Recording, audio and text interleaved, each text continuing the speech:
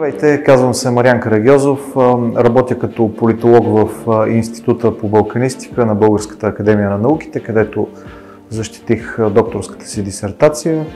В момента правя постдокторска специализация в Анкарския университет по социални науки.